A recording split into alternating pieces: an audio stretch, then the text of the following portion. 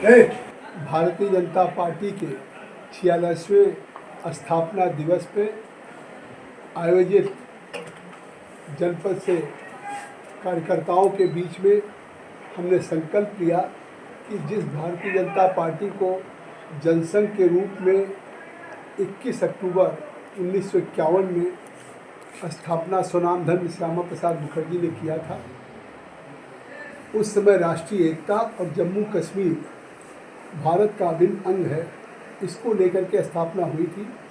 आज खुशी है कि जब भारत में नरेंद्र मोदी के नेतृत्व में सरकार बनी तो आर्टिकल 370-35A को समाप्त करके जम्मू कश्मीर को भारत का अभिन्न अंग बनाया गया और जम्मू कश्मीर का भारत का अभिन्न अंग आज है। भारत की पार्लियामेंट से पास किए हुए सभी कानून आज लागू हो रहा है।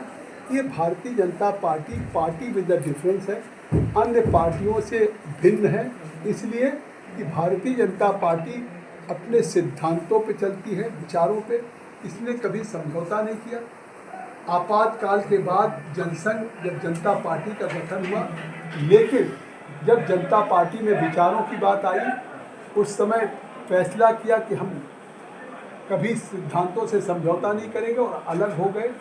और अलग होने के बाद 6 अप्रैल 1980 को भाजपा अटल बिहारी वाजपेयी जी की अध्यक्षता में स्थापित हुई और आज 2025 में जब हम 45 साल पूरे कर चुके और 46वां हम स्थापना दिवस मना रहे हैं, तो विश्व की सबसे बड़ी पार्टी है और देश के अधिकांश राज्यों में न केवल केंद्र में भाजपा की सरकार है, राज्यों में है, चाहे उत्तर प्रदेश हो, चाहे 13-14 और राज्यों में और तमाम सहयोगी दलों के साथ। सर, वक्फ बिल पहले लोकसभा में पारित हुआ, फिर राज्यसभा, अब राष्ट्रपति की भी मंजूरी मिली।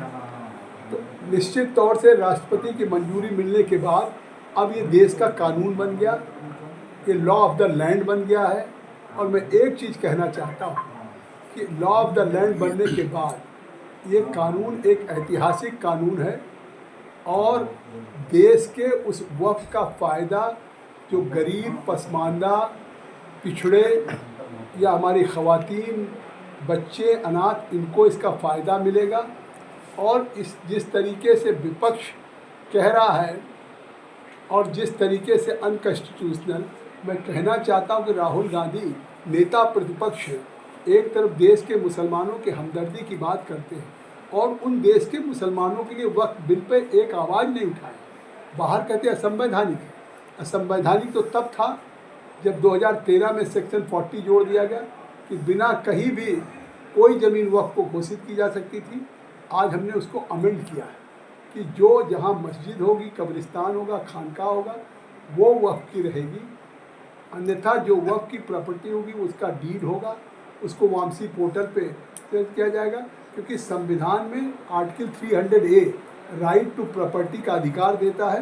किसी की प्रॉपर्टी इस तरीके से नहीं कि गवर्नमेंट ऑफ इंडिया में दिल्ली में ब्रिटिशर्स ने 123 प्रॉपर्टी लुटियन जोन में राजधानी बनाने के लिए दिया और 1970 में उसको दिल्ली वक्फ बोर्ड ने वक्फ की घोषित कर दिया। तो आज ये वक्फ नहीं है, इस वक्त में अब वक्फ बोर्ड में पसमानदा मुसलमान, पिछड़े मुसलमानों का, 2 महिलाओं का, इनका प्रतिनिधित्व मैंडेटरी होगा। अभी तक वक्त में केवल वक्फ बिल का मामला सड़क से सुप्रीम कोर्ट तक पहुंच गया है। आपने देखा कि कोई देश का मुसलमान उनके साथ नहीं, पूरे देश में उन्होंने ईद के दिन, अलविदा नमाज के दिन, जिस तरह से all India Muslim personal law board ने काली पट्टी बांधने के लिए कहा। मैं एक बात कहना चाहता हूँ, अभी तक बड़े से बड़े आंदोलन हुए हैं लेकिन कभी अल्पसंख्यकों के, मुसलमानों के मस्जिदों का इस्तेमाल नहीं हुआ। क्योंकि मस्जिद तो पाक रमज़ान का महीना होता है, 1 महीना रोज़े रखते हैं और लोग तरावी करते हैं, माफ़ी तराफ़ी कोई जाने अनजाने गुनाह हो और अल्लाह की बारगाह में जाके नमाज पढ़ते हैं। तो आप उनको काली पट्टी से भेज रहे थे, तो पट्टी लगा के कहीं कोई अगर मस्जिद में जाएगा तो इसका मतलब अल्लाह के खिलाफ आप उनको भेज रहे थे, क्योंकि ये तो मैनेजमेंट के खिलाफ प्रोटेस्ट करने का एक तरीका होता है। तो उन्होंने मस्जिद को भी, उन्होंने ईदगाह को भी इबादत गाह नहीं रहने दिया, उन्होंने सियासत गाह बना दिया। सर, भारतीय जनता पार्टी का स्थापना दिवस और 2013 में लेकिन इस बार जब अमेंडमेंट हुआ तो इतनी हाई तौबा क्यों? क्या नहीं? आप ठीक है, 1995 और 2013 में हुआ, जिसमें अनलिमिटेड पावर दे दिए गए वक्फ बोर्ड को, जो संविधान से ऊपर हो गया। और जब आज संविधान सम्मत संशोधन हो रहा है, तो जिन लोगों का वक्फ की प्रॉपर्टी पे कब्जा है, जो उसको बेच रहे खुद, क्योंकि कोई वक्फ कोई हिंदू नहीं बेच रहा, कोई सरकार नहीं बेच रही, जो मुतवल्ली है, केयर टेकर है, वक्फ बोर्ड के अहलकार है, वही बेच रहे हैं। तो वही लोग आंदोलन कराने की कोशिश। मैं कह रहा हूँ कि आज वेस्ट बंगाल में आज भगवान राम का जन्म है, चैत्र माह में नवमी को जन्म हुआ था, पारंपरिक जुलूस हमेशा निकलता है, उस पर प्रतिबंध लगा दिया ममता बनर्जी की सरकार। इसका मतलब है ममता बनर्जी कांग्रेस, समाजवादी, मुसलमान को वोट बैंक समझती है और वो तुष्टीकरण की पराकाष्ठा। आज तो हाई कोर्ट ने अनुमति दिया है, तब वेस्ट बंगाल में हमारी भगवान राम की शोभा यात्रा निकल रही है।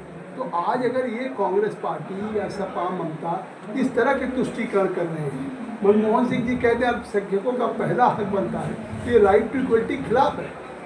इस जो पहले 1995 2013 आप जो कह रहे हैं कि अमेंडमेंट हुआ तो हाई तो में, उसमें आर्टिकल 14 का उल्लंघन था, आर्टिकल 15 का था, आर्टिकल 21 का था, आर्टिकल 25 का, आर्टिकल 301 का, इतने अनुच्छेद का उल्लंघन था। और आज उसको नरेंद्र मोदी जी ने उस संविधान को किसी भी कानून से ऊपर है, क्योंकि संविधान से देश गवर्न होता है और ये संविधान सम्मत है। कोर्ट में जाएं, कोर्ट में बिल्कुल जाएं, लेकिन कोर्ट में जाएं, हाई कोर्ट, सुप्रीम कोर्ट जाएं, वो फैसला करेगा, सबको मान्य है। क्यों प्रोवोक कर रहे हैं, क्यों प्रोटेस्ट कर रहे हैं, क्यों आंदोलन की तैयारी कर रहे हैं?